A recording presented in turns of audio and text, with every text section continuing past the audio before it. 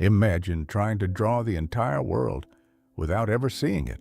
No satellite images, no aerial views, no global perspective, just footsteps, stars, and stories. For most of human history, maps were not precise tools. They were acts of courage. Explorers sailed into unknown waters guided by lines drawn by people who had never been there. And yet, those imperfect maps built empires, guided armies, and connected continents. This is the story of how humanity mapped a world it could not see.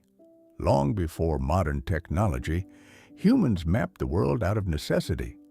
Early maps in Mesopotamia and ancient Egypt focused on survival, recording rivers, land, and resources. But mapping soon became intellectual.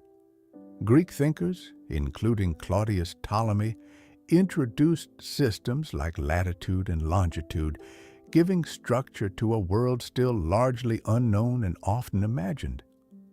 As exploration expanded, accuracy depended on measurement, but measuring Earth from the ground was incredibly difficult. Navigators turned to the stars, using tools like the astrolabe and sextant to determine latitude. Longitude remained unsolved until the 18th century marine chronometer, making long-distance navigation risky and imprecise. Explorers such as Christopher Columbus and Ferdinand Magellan relied on guesswork and incomplete charts, while cartographers combined scattered reports into evolving but flawed maps. On land, triangulation allowed surveyors to map regions with geometry, though it required years of labor. As nations grew, mapping became a tool of power, shaping borders, trade, and conflict. The printing press spread geographic knowledge further, accelerating understanding of the world. By the 19th century, cartography blended science and exploration, yet remained slow and human-driven.